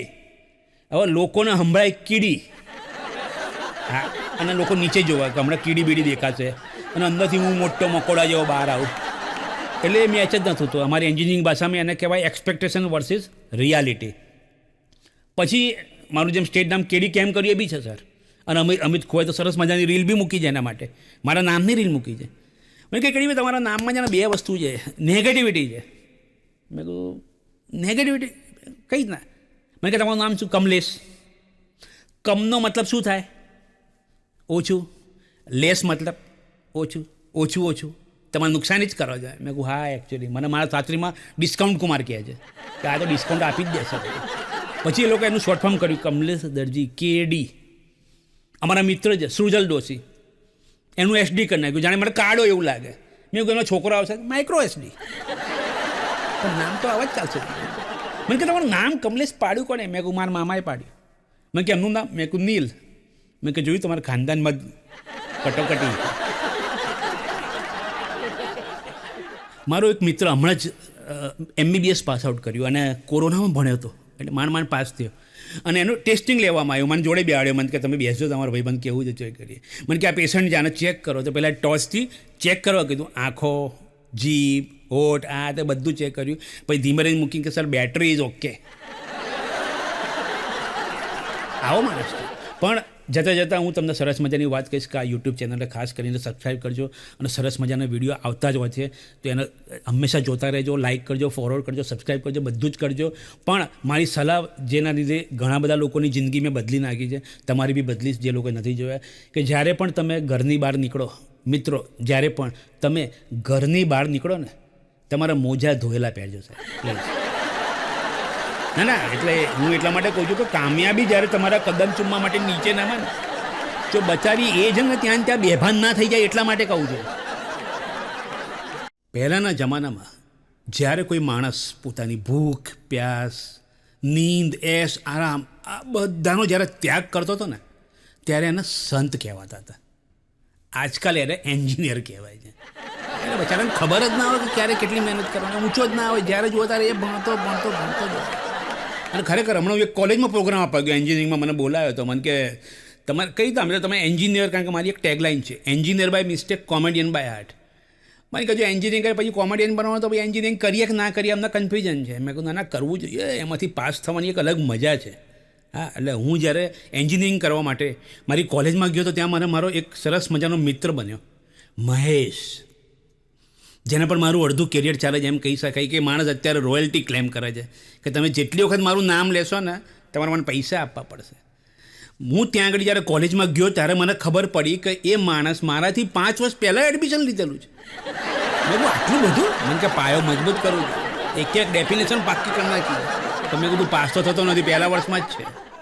અને બહુ ગજબનો, અમારી જોડે ફર્સ્ટ યરમાં જોડે એક્ઝામ આપવા આવ્યા. તો હવે અમારે શું છે કે એકચ્યુઅલી અમારી તૈયારી થઈ નથી, એટલે અમે લોકોએ શું કર્યું ખબર, આમ બાનાબાજી કરી, થોડા કપડાં વપડા મેલા કરી નાખ્યા અને એવું બધું કરીને પ્રિન્સિપાલ જોડે ગયા. સર આજની એક્ઝામ અમારાથી નહીં અપાય, અમારે એકચ્યુઅલી એક ગાડીમાં આવતા હતા અને ટાયર પંચર થઈ ગયું ને બધું, તો કપડાં બગડ્યા બધું. મેં કે કોઈ વાંધો નહીં, એમાં શું છે, સરસ મજાનું, તમે લોકો કાલે એક્ઝામ આપજો. એટલે આજનું જે પેપર હતું એમાં બરોબર રીટ્ટો બાંધ્યો, ડટ્ટો આમ એકદમ ફટાફટ ચારે બાજુ ગોકી નાખ્યું લોકોએ.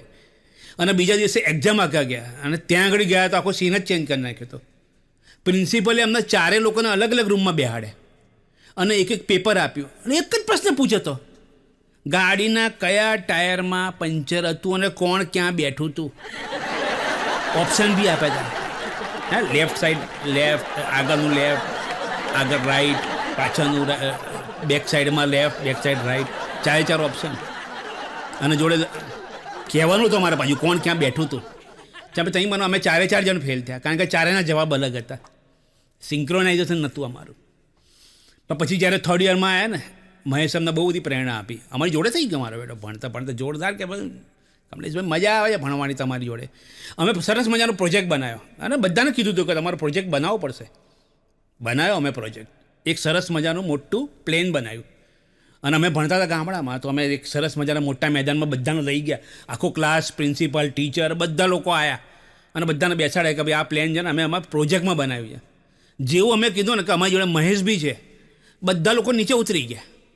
ખાલી પ્રિન્સિપાલ એકદમ આરામથી બેઠા હતા. મને કે બોલો વાંધો નહીં, સમજાવો પ્લેન વિશે. સાહેબ આ બધા લોકો ઉતરી ગયા, બધાને બીક લાગી, એ લોકો ડરના માર્યા, ખાસ કરીને મહેશ અમારી જોડે. તો તમને ડર ના લાગ્યો? મને કે ડર તો શું, મને કોન્ફિડન્સ છે કે આ પ્લેન ચાલુ જ નહીં થાય. આ ખરેખર આ જિંદગીમાં આવું જ ચાલતું હતું. અમે માંડ પાસ કર્યું છે. અને એન્જિનિયરિંગ એટલે આજકાલ જે પ્રમાણે ટ્રેન્ડ ચાલી રહ્યો છે મને ખરેખર બહુ ટેન્શન થાય છે. કારણ કે એન્જિનિયરિંગ જે પહેલાં હતું, જેને જોઈને અમે લોકો એડમિશન લીધું હતું ને, બહુ અલગ જમાનો હતો. કોઈને પૂછો કે એન્જિનિયરનું ઘર ક્યાં છે, તો બતાવો આવે ઘેર. હા ચલો હું મૂકી જાઉં તમને એન્જિનિયરનું, કારણ કે ગામમાં એક જ હોય, કે શહેરમાં સોસાયટીમાં એક જ એન્જિનિયર હોય. પછી એક દસકો એવો આવ્યો કે એમાં પૂછ્યું કે એન્જિનિયરનું ઘર ક્યાં છે, તો કહ્યું કે ભાઈ જો અહીંયા 2 એન્જિનિયર છે, એક મિકેનિકલ છે ને એક ઇલેક્ટ્રિકલ છે, એક આ બાજુ જાય ને એક આ બાજુ જાય. એટલે આ રીતે એડ્રેસ સમજાવતા, જેને જે કામ હોય એ પ્રમાણે જતા રહેતા હતા. પછી બીજો એક દસકો એવો આવ્યો કે જ્યાં પૂછ્યું કે એન્જિનિયરનું ઘર ક્યાં છે. મેં કહે કયો engineer? Mechanical, electrical, civil, IT, ICT, અત્યારે તો બહુ બધું થઈ ગયું છે. પણ હવે મને ટેન્શન થવા માંડ્યું છે, જે પ્રમાણે આ દસકો ચાલી રહ્યો છે 2025-25માં, તો લોકોને પૂછજો ને કે એન્જિનિયરનું ઘર ક્યાં છે, તો પેલો સામે પૂછશે એન્જિનિયરના ઘર હોય ભાઈ ઘર પેલા બ્રિજે જે જતા રહો એ બેઠા છે બધા એન્જિનિયર જ છે. હા, જે જોઈએ એ લઈ લો. પણ આ બધું પ્રોજેક્ટની માયાજારમાંથી અમે લોકો બહાર આવ્યા અને અમે ફાઇનલી એવો દિવસ આવી ગયો કે હું પાસ આઉટ કરીને મારા ઘરે જતો હતો અને મહેશ હજી પાસ થવાનું બાકી હતું એઝ યુઝ્યુઅલ, કારણ કે પાયો મજબૂત કરતો હતો. તો મને કે મારે તમારી જોડે આવવું છે, મારે જોવું છે કે ગામડામાં એન્જિનિયરનું કેવું હોય આમ વેલ્યુ. મેં કહું અમારે ત્યાં તો બહુ વેલ્યુ છે, કારણ કે અમારા ગામનો પહેલો એન્જિનિયર હું. એટલે જ્યારે અમે ગામડામાં જવા માટે નીકળ્યા ને તો મહેશ મારી જોડે આવ્યો. મેં કહું હું જોડે આવું છું, બિસ્તા પોતા બધું ઊંચું લઈ લીધું, બસમાં બેસી ગયા. અને જેવું ગામ નજીક આવતું ગયું આમ મને ટેન્શન વધતું ગયું. મેં કહ્યું કેવી રીતના શું હશે અને કઈ રીતના જવાબ આપીશું, કેવું લોકો રિએક્ટ કરશે. પણ કશું નહીં સર, ગામમાં અમે જોયું તો આખું ગામમાં ભાગોળ ભેગું થયું હતું જ્યાં બસ સ્ટોપ હતું ત્યાં. તો મહેશ કે ભાઈ આ કેવી શું છે, લોકો મારવા જ નહીં આવે ને આપણને. મેં કહું ના મારા મમ્મી પપ્પા બધા છે, લોકો ઊભા છે. તો ત્યાં આગળ જઈને જોયું તો મમ્મી પપ્પા બધા હતા. મેં કહ્યું પપ્પા આ બધું શું છે મમ્મી પપ્પા? મેં કહે જો ભાઈ તમે છે ને ગામના પહેલાં એન્જિનિયર છો, એટલે તમારું સ્વાગત કરવા આખું ગામ ભેગું થયું છે. મેં કહું બહુ સારું કહેવાય પપ્પા, બહુ સારું કહેવાય. મહેશ તો જોઈને થી ગયો, કેડીભાઈ સારું કહેવાય, કેડીભાઈ તમારું સન્માન અમને લોકોને બગીમાં બેસાડ્યા. મહેશે બેસાડ્યું તો મને કે તારી જોડે જ છે, તારે ભાઈબંધ બનવાનો તો છે જ ને ભવિષ્યમાં, બેહાડ દો. બગીમાં બેસાડીને સાહેબ આખા ગામમાંથી આમ ઢોલ વગાડતા બધી ગલીઓ કૂચોમાંથી બહાર નીકળીને છેલ્લે છે ને અમે ઘરે પહોંચ્યા 3 કલાકે. બરોબરની ભૂખ લાગી હતી અને મારા મમ્મી વખતે એક બહુ વેધક પ્રશ્ન પૂછ્યો મને કે હવે શું કરવું જ ભાઈ તારે? મેં કહું ના એન્જિનિયરિંગ તો કરવું જ નહીં, માંડ પાસ થયા છે, એમાં મહેશને તો કાઢવાની વાતો ચાલે છે. આવા ટાઈમમાં મારે કંઈ રિસ્ક લેવું નથી, આગળ ભણવું નથી, નોકરી મળે કરી લઈશું. મને તો એક કામ કરો કે તમે 2 જણા છે ને આમ હાથમાં છે ને ડોલચું આપી મને કે હવે તમે તેલ લેવા જાઓ. એન્જિનિયરિંગ કર્યા ભાઈ પહેલું કામ મેં ઓફિશિયલી તેલ લેવા જવાનું કર્યું. મેં કહું મમ્મી આવું કામ એન્જિનિયરને? મેં કે ના એવું નથી, આ તો તમે હોસ્ટેલમાં રહ્યા હો ત્યાં તમને જમવાનું બરાબર મળે નહીં, એટલે તમારા માટે પૂરીઓ બનાવવાની છે, પણ તેલ ખલાસ થઈ ગયું છે તો તમે શું છે કે તેલ લઈ આવો ને તો એનાથી પૂરીઓ બનાવજો, તમને સારું જમવાનું આપી શકો. મેં કહું વાંધો નહીં, સરસ મજાનું. હું મહેશ ઓફિશિયલી હાથમાં ડોલચો લઈને ગામમાં નીકળ્યા. હવે અત્યારનો જેવો માલ તો હોય નહીં, ત્યાં આગળ મોલમાં જાઓ ડબ્બો ઉઠાઈને ગેર લાઈને મૂકી દો. ગામડામાં જાય ત્યાં તેલ બનતું હોય, એ બનતું તેલ આપણે લેવાનું વેચાતું અને પછી ઘેર લાવવાનું ડોલચામાં ભરીને. તો અમે જેવા પેલા તેલવાળાને ત્યાં ગયા ને તો પેલા ખુશ થઈ ગયો, ઓહો ગામના પહેલાં એન્જિનિયર તેલ લેવા નીકળ્યા. મેં કહ્યું તેલ લેવા આવ્યો, તેલ લેવા નીકળ્યો નથી, 2 શબ્દમાં બહુ ફરક છે. મેં કહ્યું હા વાંધો નહીં, બોલો કેટલું તેલ જોઈએ છે? મેં કહ્યું ભાઈ 1 કિલો તેલ કરી દે, અત્યારે તો આ ડોલચામાં ભરી દે ફટાફટ. પણ મારા અંદરથી થયું કે મારે આ બધો સેટઅપ જોવો જોઈએ, ગામડામાં અમે આવ્યા છીએ, તેલ બનતું હોય. અત્યારે શહેરમાં કોઈ તેલ લેવાનું કહેતા આપણે ડબ્બો લઈને કેવો ફટાક દઈને મૂકી દઈએ, પણ ત્યાં એવું ના હોય સાહેબ. અમે જે જગ્યાએ ગયા હતા ત્યાં આગળ આમ કશું નહીં, ગામડામાં તેલ પેલો બહાર વેચતો, તો મેં કહું અમને અંદર જોવા દે ને સેટઅપ કેવો છે. મને કહે વાંધો નહીં જુઓ, અને તમારું રિઝ્યુમ લાવ્યા હોય તો આપી દેજો. ના એટલે ઓપનિંગ છે આપણે ત્યાં જોબ માટે. મેં કહું ભાઈ અમે અહીંયા શહેરમાં કામ કરીશું, અહીંયા કામ નથી કરવું અમારે. મેં કહે ના વાંધો નહીં, જો અંદર સેટઅપ.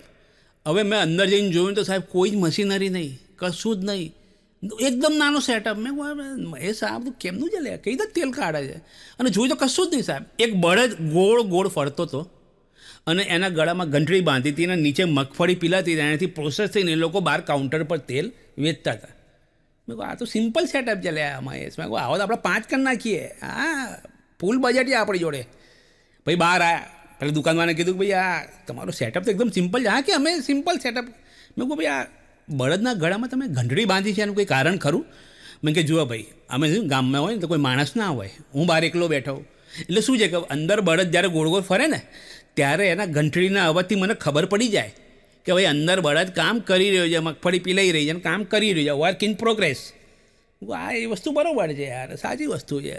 પણ મેં કીધું આ માની લો કે આ બળદ જે છે એ ગોળ ફરે જ નહીં, એની જગ્યા પર ઊભો રહી જાય અને આમાં માથું હલાયા કરે એની જગ્યા ઉપર, તો તમને શું ખબર પડવાની છે? મને અને મહેશને 2 જણને એને ધારીને જોયા. મને કે જો ભાઈ એન્જિનિયરિંગ તમે કર્યું છે, બળદે નહીં. ત્યારથી મેં છે ને એન્જિનિયરિંગની વાતો કરવાનું બહુ ઓછું કર્યું, કારણ કે આમાં શું થાય કે આપણું અપમાન આપણે જાતે જ કંઈ ના કરવાનું. હા જેમ નહીં પેલું કંપનીમાં કહેવાય કે તમારે કોન્ફરન્સ કોલ એટેન્ડ કરવાનો છે, અત્યારે એને કહેતા જ નથી. आपको अपमानित करने के लिए आमंत्रित किया जाता है. આપણે સમાનભેર પાછા કોઇલ જોઈન કરતા હોય. પણ મારો બેટો મહેશ બહુ મહેનતું, બહુ ધગેશ. 3જું વર્ષ પાસ કરવામાં એને બીજા 5 વર્ષ કાઢ્યા. અને અચાનક એક દિવસ મારે ઘરે આવ્યો, મને કે કમલેશભાઈ લિસ્ટ લાવજો લિસ્ટ. મેં કહું આ જો ભાઈ તારા કંપનીનું તું લિસ્ટ લાવ્યો તો તું જોબ કર, બરોબર વાંધો નહીં, તું કે ત્યાં એવું તો હું ઓળખાણ છે મારી લગાવી આપું. મને કે એ લિસ્ટ નથી, આપણી જોડે જે સ્કૂલમાં છોકરીઓ ભણતી હતી ને આ એનું લિસ્ટ છે. મેં કહું તું અત્યારે એ લિસ્ટ લઈને કરીશ છું? મેં કહ્યું તમારું તો ગોઠવાઈ ગયું, હે મારું તો ગોઠવી આપો. એટલે આપણે શું છોકરીઓનું લિસ્ટ છે, આપણે ઘેર જઈશું અને તમે મારા બધી વાત કરજો ત્યાં આગળ, અને જો કંઈ બાકી કર્યું હોય કંઈ હોય ને તો શું છે કે મારું ગોઠવાઈ જાય. મેં કહ્યું જો ભાઈ હું આવીશ ખરો તો આવી જાય, પણ હું દૂર ઉપર રહીશ, માર હું નહીં ખાઉં. હા, કારણ કે અમે લોકોએ માર બહુ ખાધેલા છે કોલેજમાં, એટલે ખાધેલા હોય, કારણ કે હોસ્ટેલમાં રહેવાનું હોય ને બધું હોય એટલે બહુ માર ખાતા. મેં કહ્યું જો ભાઈ હું બહાર નહીં રહું. એટલે અમે છે ને એ પહેલી છોકરીનું જે એડ્રેસ હતું ને એમાં ગયા, ત્યાં આગળ ગયા તો અંદર દરવાજો ખખડાવ્યો. મહેશ તો દૂર જઈને ઊભો રહી ગયો. દરવાજો ખોલ્યો ને તો અંદરથી એક છોકરી નીકળી અને કેડમાં છોકરું હતું અને દૂર આંગળી, મારા તરફ નહીં પણ મહેશ તરફ આંગળી કહી કે જો બેટા મામા આવ્યા. ખરેખર મહેશના મામા બનવાનો વારો આવ્યો. એટલે અત્યારની જે જનરેશન છે જે વોટ્સઅપ પર, આ ઇન્સ્ટા પર અને બધી જગ્યાએ જે ચેટિંગ કરે છે, હાઈ કરે છે અને પેલી ફટક દઈને બ્લોક કરી નાખે છે. એટલે ઓન ટાઈમ પ્રપોઝ નામની એક વસ્તુ હોય છે. તમે ઓન ટાઈમ પ્રપોઝ કરશો તો તમારું બી કામ થઈ જશે. હા, ઘણા લોકો હશે જે લોકો અહીંયા જેમ કે એન્જિનિયરિંગ વાત કરીને તો હોસ્ટેલની વાત જોઈને બધા ઉત્સાહ થઈ જાઓ. હોસ્ટેલની વાત ના કરીએ આપણે ભાઈ. હોસ્ટેલ એટલે મેં તમને કીધું ને હેલ્થ ક્લબ એક ગ્રહ છે, હોસ્ટેલ બી એક અલગ જ ગ્રહ છે સાહેબ. હા, તમે જ્યારે હોસ્ટેલમાં પ્રવેશ કરો ને ત્યારે ત્યાં એક બોર્ડર લાઈન દોરેલી હોય છે. યસ, ઇનવિઝિબલ બોર્ડર લાઈન કહેવાય આને, જે કોઈને દેખાય નહીં. કે જ્યારે તમે હોસ્ટેલમાં પ્રવેશ કરો, તમારી બેગ, બિસ્તરો, પોટલો, ડોલ, આ તે અને નાસ્તાની મોટી થેલી, આ બધું લઈને જ્યારે તમે અંદર પ્રવેશ કરો ને ત્યારે લાઈનની પેલી બાજુ હોય ને, આ બાજુ આમ, ત્યારે બધું વસ્તુ તમારી કહેવાય. પણ જેવી તમે લાઈન ક્રોસ કરીને હોસ્ટેલમાં જતા રહ્યા ને સાહેબ, એ બધી જ વસ્તુ બધાની થઈ જાય. બધા વાપરે. જેવો શર્ટ કાઢીને મેં લટકાયો ને, એક ભાઈબંધ આવીને લઈ ગયો. મને કે જો ભાઈ જોરદાર શર્ટ છે, મહિના પછી આપીશ, ધોઈ રાખજે, દર વખતે હું જ લઈ જઈશ. 15 મિનિટ 45 સેકન્ડમાં નાસ્તો ખલાસ થઈ ગયો, જે અમારે 1.5 મહિનો ચલાવવાનો હતો. આ છે શું ચાલુ હોસ્ટેલ છે કે શું છે ખબર જ ના પડે ચાલુ. અને અલગ અલગ નિયમો સાહેબ. હવે એક તો સવાર વહેલા ઉઠાડે, પેલો 5 વાગે દંડો કકડાવે બાયનાનો, ઉઠો ઉઠો ઉઠો ઉઠો ઉઠો ઉઠો કરીને. મેં કહું ભાઈ આટલું તો મોદીજી બી નહીં જગાડ્યું દેશના. હે, આપણે કેટલું કીધું વોટિંગ કરો તો ઘણા નહીં ગયા. અમારામાં એવું જ બધા ઘણા લોકો ઉઠી જાય તો વહેલા જતા રહે નાહવા માટે, અને નહીં તો તૈયાર થઈને તમને ત્યાં દૂધ નાસ્તો બધું જ મળે. પણ હોસ્ટેલનો એક નિયમ હતો સાહેબ, ત્યાં આગળ જમવાનું છે ને બહુ તકલીફ પડી. જે મેં કીધું મારી મમ્મીએ મને જમવા માટે તેલ લેવા મોકલ્યો. સાહેબ જમવાનું બહુ ત્યાં. તમે પેલું કાબિલ પિક્ચર જોયું છે? એમાં પેલો કહે છે ને આયેગા ને ડરેગા તો નહીં ને. સાહેબ અમારી હોસ્ટેલની મેસ જે હોય ને એની બહાર બોર્ડ મારી હતું, ખાએગા ને ડરેગા તો નહીં ને. અરે ખરેખર બહુ જબરજસ્ત સાહેબ ખાવાનું. એટલે જે વસ્તુને અમે દાળ સમજીને ખાતા હતા ત્યાં બસ ફરવા પડી, એ તો સબ્જી હતી. કારણ કે પેલો ઉપરથી જ આપતો હતો, નીચેથી આપતો જ નહોતો. એટલે હોસ્ટેલ લાઈફ બહુ જ ખતરનાક હોય સાહેબ. અને જે લોકો હોસ્ટેલ લાઈફ જીવી છે એ લોકોને તો ખબર જ છે સાહેબ, એના જેવી મજા ક્યાંય નથી હોતી ખબર સાહેબ. ગમે ત્યારે મ્યુઝિક વાગે, ડાન્સ શરૂ થાય ને, ચૂપકે બધા અલગ અલગ શાયરીઓ કરતા હોય ને, ટેલેન્ટ તો બધું ત્યાં જ જોવા મળે સર. અને આ કોમેડીનું ટેલેન્ટ ત્યાંથી જ આવ્યું છે મારું બી. પણ આજે મેં તમને કીધું ને કે સાહેબ કે ભાઈ મહેશ લિસ્ટ લઈને આવ્યો, મામુના બનાવતો. હવે એ માણસ એટલો બધો ફ્રસ્ટ્રેટેડ થઈ ગયો હતો ને કે રસ્તામાં એક જતાં એક બેનરો ક્યાં આણે મને કે excuse me I love you. હવે પેલા બેને લાફો ના માર્યો એટલે સારું છે. પણ પેલી કે જો ભાઈ તું સાચી વસ્તુ છે, તું મને લવ કરે છે, પણ જો ભાઈ હું એક તો મેરિડ છું, બરાબર, મારા 3 વખત એન્ગેજમેન્ટ તૂટ્યા છે, પાછાના 3 લોકો બી રાહ જોઈ રહ્યા છે કે કદાચ પાછો કંઈક રિવટ આવે. મારી સોસાયટીમાં 4 જણા લોકોએ મને પૂછ્યું છે ફ્રેન્ડશિપ કરશો. મારી ઓફિસમાં મારે સાંજે બોસને જવાબ આપવાનો છે. મારા બાજુના ટેબલ, કલીગ, આ તે લિફ્ટમાં જતા આવતા બધા જ લોકો મને પ્રપોઝ કરે છે. મહેશ બચારો વિચારમાં થઈ ગયો, ચલો આટલું બધું કન્ફ્યુઝન છે જીવનમાં, તોય પાછો રિક્વેસ્ટ કરે, જુવાન બેન ક્યાંક થતું હોય તો એડજસ્ટ કરી લેજો ને ક્યાંક. આ તો પ્રેમ છે કે પેલી થેલી છે ચાકણી કે અંદર એડજસ્ટ કરી લે કે ટામેટા નાખીને. પણ માને નહીં મહેશ સર. એક દિવસ એક સરસ મજાની છોકરી જતી હતી ને તો મહેશે ઊભી રાખી દીધી રસ્તામાં. એક્સક્યુઝ મે. પેલી ઊભી રહી ગઈ બ્રેક મારી. એને મને કંઈ કામ હશે અચાનક, તેને ઊભી રાખીને ગુલાબ આપી બ્રેડ. પેલી લઈને જતી રહી. મહેશે ટાઈમ ન દો, 9:30 વાગે રોજ આવે જ સવારે. હવે ભાઈ સર રોજ સવારે 9 વાગે જઈને ઊભા રહે. જેવી ઊભી રહે ત્યાંથી નીકળે ને તરત આમ ઊભી રાખે, ગુલાબ આપે. આવું 15 દાડા ચાલ્યું. 15 દાડા પછી પેલા બેને સામેથી કીધું કે ભૈયા ગુલાબ દેના બંધ કરો, અમારે ઘર પે ગુલકંદ બન ગયા હે. અને આવું બધું થાય ને ત્યારે મહેશનું સખત દિલ તૂટે. દિલ તૂટે એટલે સાહેબ ગજબનું. અને એ માણસ દિલ તૂટે ને એટલે શાયરીઓ લખે એનો કોઈ વાંધો નહીં, પણ રાતના સારા 2-3 વાગે લખે. અને લખે એનો કોઈ વાંધો નથી મને, ભાઈ 3 વાગે લખ, 4 વાગે લખ, 8 લખ, 10 લખ. પણ રાતે 2:30-3 વાગે મને ફોન કર્યો કે કમલેશભાઈ શાયરી લખી છે, તમારા પ્રોગ્રામમાં કહેશો? મેં કહ્યું જો ભાઈ કહેવા જેવી હશે તો કહી જાની. શાયરીઓ કેવી હોય ખબર? તમને એક સેમ્પલ તમને આપું સાહેબ. કે થેલીમાં છે કોથળી, થેલીમાં છે કોથળી, કોથળીમાં છે દારૂ, 2 વફા તનમ તેને છુટ્ટી ડોલ મારું. હા, આવી શાયરીઓ ગજબની લખા. મેં કહું જો ભાઈ મારામારીના કામ હું કરતો જ નથી ભાઈ, આપણે શાંતિથી પ્રેમથી પતાવવાનું. પણ સમજે નહીં, પાછું રોજ રોજ નવી નવી રિક્વેસ્ટ લઈને આવે કે કલે મારા માટે ક્યાંક હોય તો ખોટો. અને મેં કહું જો ભાઈ એક સુરેન્દ્રનગર બાજુ એક મને ઓળખીતા છે, તું કદાચ જા, ત્યાંથી દૂર ગામડું છે, ત્યાં તું તેમની જોડે વાત કરજે તો તારું કદાચ ગોઠવાઈ જાય. એ ભાઈ ગયા મને પણ એમ પૂછતા કે મને કે ટેકનિકલ પ્રશ્ન પૂછું. મેં કહું જો ભાઈ તું એન્જિનિયરિંગ કર્યું છે એટલે ટેકનિકલ બહુ ના પૂછતો. મેં કહે ના મોબાઈલના ને એના રિલેટેડ પૂછીશ. અને કહે વાંધો નહીં તું જા. એ ત્યાં આગળ ગયો અને કંઈ કે હવે મારે પૂછવું છે. પેલું કે પૂછો વાંધો ને, તમારે જે પૂછો પૂછો. તો છોકરીને પ્રશ્ન પૂછ્યો કે એક્સક્યુઝ મી, તમને વોટ્સઅપ ચલાવતા આવડે છે? સ્ટાઇલમાં પૂછે પાછો. હવે છોકરીએ જે સામે જવાબ આપ્યો ને મહેશ બેભાન થઈ ગયો ત્યાં. છોકરી કે વાંધો નહીં કે તમે ચલાવજો, હું પાછળ બેસી જઈશ પણ હેલ્મેટ નહીં પહેરું. ગાંડો થઈ ગયો મહેશ. મને કે પાછો આવું છું, આપણે આવી જગ્યાએ નહીં ચાલે. મેં કહું સારું ચાલે, કામ અમારા ગામ બાજુ કરી આપ્યું તને, હિંમતનગર બાજુ ગોઠવી આપ્યું તને. હવે હિંમતનગર બાજુ ગોઠવ્યું તો ભાઈ સેટ ગયા. મને કે આ વખતે કમલેશભાઈ હું સ્ટ્રેટેજી ચેન્જ કરીશ. હું પ્રશ્નો ગાડીમાં પૂછીશ, ટેકનિકલ નહીં પૂછું, જનરલ. મેં કહું વાંધો નહીં. ત્યાં જઈને તરત મને કે તમે છોકરીને મારી સાથે મોકલો, મારે પ્રશ્નો મારી ગાડીમાં પૂછીશ. તો પહેલાં તો પૂછી, પહેલાં ગાડી ભાઈ તમારી છે, તમને ચલાવતા આવડે છે, લાયસન્સ છે? એટલે કે હા બધું જ છે, આપણા ભાઈબંધની છે, આપણા જેવું જ છે બધું. તો કે વાંધો નહીં ચલો તમે જાઓ. પણ તમે ઘરે લઈને ભગાડી ગયા તો? એટલે કે તમે પાછળ બેહો. તો છોકરીના મમ્મી પપ્પા પાછળ બેઠા છે, છોકરી આગળ બેસાડી છે, મહેશ બેઠો છે અને ગાડી લઈને બહાર કાઢી. હિંમતનગરી જેવા બહાર નીકળ્યા, કાચ બાચ બંધ કરાયા બધા જોડે અને એસી ચાલુ કર્યું. જેવું એસી ચાલુ કર્યું ને તરત જ છોકરીએ પ્રશ્ન પૂછ્યો કે મને કે આ તમે એસી ચાલુ કર્યું તો આનું બિલ તમારું ઓફિસ આવે કે ઘરે? ફોન કર્યો મહેશે મને કે કમલેશભાઈ ચાલુ ગાડીઓ કૂદી પડું છું, જે થાય જોયું જશે, ગાડીના પૈસા ભરી લેજો તમે. અને સાહેબ ખરેખર આ માણસ પ્રત્યે મને દયા આવે. વચ્ચે 6 મહિના ગાયબ થઈ ગયો અને મને સમાચાર મળ્યા કે ભાઈ એને તો લગ્ન કરી નાખ્યા. મેં કહું લગ્ન કરે સારું વાત છે, ઉત્સાહ તો મેં વિશ કરવા માટે ફોન કર્યો. અને તમે નહીં માનો સાહેબ, એ માણસનું છે ને ખતરનાક જે મને જવાબ મળ્યો ને સાહેબ ઇંગ્લિશમાં, ખતરનાક જવાબ મળ્યો સાહેબ. અને મને ખબર છે મહેશે ઇંગ્લિશ કઈ રીતના શીખ્યા છે સાહેબ. અને કે જવાબ એટલે આમ ખતર. મેં હલો આ મહેશ ભાઈ કોંગ્રેચ્યુલેશન્સ. પેલું કે હા I am busy on some personal work on under the ceramics aluminium under the constant atmosphere. મેં કહું 1 મિનિટ ફરીથી બોલજે. I am busy on some work on ceramic aluminium and under the constant atmosphere. મેં diary ફંકોસી, dictionary જોઈ, સારું ખબર ના પડે મહેશ ઇંગ્લિશ લાવ્યો ક્યાંથી આટલું બધું. મેં એવું કદાચ ઇંગ્લિશ બૈરી જોડે પરણ્યો હોય તો કદાચ શીખ્યો હોય, એવું બી બની શકે. પછી મને યાદ આવ્યું કે એની સામે એક્ઝેક્ટલી મારો એક બીજો ભાઈબંધ રહે છે.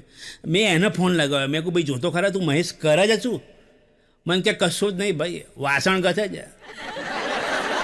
હા મને યાદ આવ્યું પછી એલ્યુમિનિયમ, સિરામિક એટલે વાસણો તો એવા જ હોય ને બધા. પણ પછી મને યાદ આવ્યું, મેં કહ્યું ભાઈ એક શબ્દ બોલ્યો તો અંડર ધ કોન્સ્ટન્ટ એટમોસ્ફિયર. ભાઈ એની બૈરી છે ને હા મેં ઊભી છે, વાતાવરણ બદલવા જ નથી દેતી. મહેશ ઘસે જ જાય છે, ઘસે જ જાય છે. પૂછો લઈને મંડી પડ્યો છે. અને એટલે મહેશની સ્થિતિ હું સમજી શકું છું. કારણ કે અમે લોકોએ જે ઇંગ્લિશ શીખ્યા છે ને સાહેબ, અમે ઇંગ્લિશ ટીચર જોથી નથી શીખ્યા સર.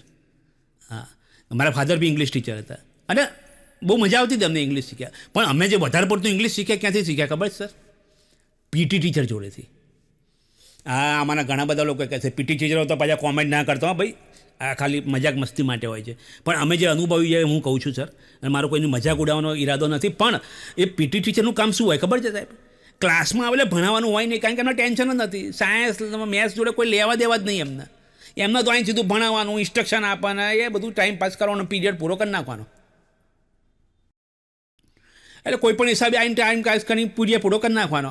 પણ જે ઇન્સ્ટ્રક્શનો આલન સાહેબ એ સાંભળીને અમે લોકો બેભાન થઈ જતા સાહેબ. બહુ ગજબનો. જેમ કે માની લો કે તમે આમ ક્લાસમાં બેઠા છો અને જેમ પ્રિન્સિપલ છે ને આમ આંટા ફેરા મારતા હતા, તો ભાઈ જોરથી આમ સાહેબ ઇન્સ્ટ્રક્શન કી આપે, don't make noise, principal is rotating. મેં કહું સાહેબ કયા એંગલમાં રોટેટ કરે? મને સમજાવ્યું કે મેથ્સનું કઈ એંગલ છે 90-40, કઈ ડિગ્રી પર રોટેટ કરે છે. કંઈ જ ખબર ના પડે આ માણસનું ઇંગ્લિશ. અને પાછું બધાને ઇન્સ્ટ્રક્શન આપેલું હોય કે તમારે ઇંગ્લિશમાં જ બોલવાનું મારી જોડે. હવે પીટી ટીચરે તમને ફૂટબોલ રમવા માટે લઈ ગયા.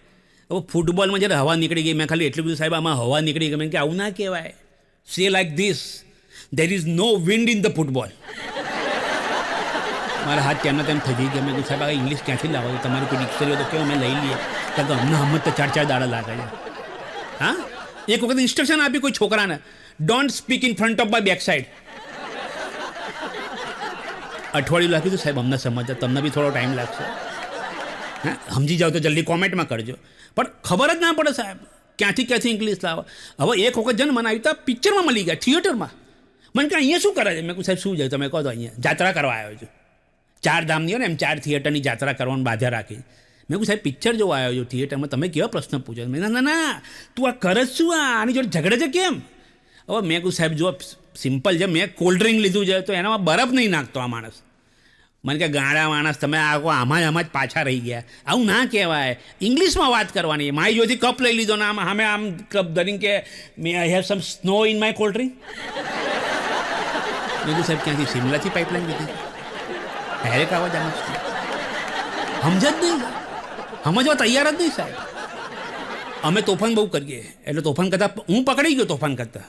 મને કે this is not good, please bring your parents tomorrow to office, specifically your father and mother. મેં કહ્યું સાહેબ પેરેન્ટ્સમાં 2 જ જણા હોય, આખું ગામ ના હોય, તાલુકો ના હોય કે ડિસ્ટ્રિક્ટ ના હોય, 2 જ જણ હોય. એના પેટે તો પેરેન્ટ્સ કહેવાય છે સર. મેં કે હા એ બધું વાંધો ના, ચિંતા નહીં કરતું બધું હવે. અને આ મને ખરેખર ઇંગ્લિશમાં મને કોઈ વાંધો નથી, પણ આપણે નોર્મલ ફોર એક્ઝામ્પલ આપું કે સિમ્પલ છે સાહેબ. આ ઇંગ્લિશ મને બી ઘણી વખત કન્ફ્યુઝ કરે છે કે તમે જો ઇંગ્લિશ બોલો ને એનું બેઠો ટ્રાન્સલેટ કરો ને તો માર ખાવાનો વારો આવે. હા, માની લો કે હું તમારી જોડે પેન માગું તો હું સિમ્પલી નોર્મલી જે શીખવાડી એ પ્રમાણે કહ્યું કે if you don't mind can you please give me your pen. હું આનું સીધું ટ્રાન્સલેટ કરું, જો તમને મગજ ના હોય તો તમે પેન આપશો તમારી? ધોઈ નાખે પેલો છે. અને ક્લાસમાં બી આવું જ કરે પાછું. અને છેલ્લે હદ થઈ ગયો સાહેબ. આમ પ્રિન્સિપલ છે ને આમ જસ્ટ પાસ થયા, હા આમ જસ્ટ પાસ થયા, પણ don't make noise, principal is passed અવે. મેં કહું સાહેબ કઈ રીતે મારી નાખશો તમે બચારા પૂછતો. એક વખત અહીંના ક્લાસમાં બેસાડીને આમ છે ને બેસાતા ને ઇન્સ્ટ્રક્શન આપતા હતા, અને બારીઓ ખુલ્લી હશે, બહુ જ પવન આવતો હતો જોરદાર, તો ઇન્સ્ટ્રક્શન આપી please close the window, air force is coming. મેં કહ્યું સાહેબ ક્યાંથી આવે એરફોર્સ એ કહેશો મને?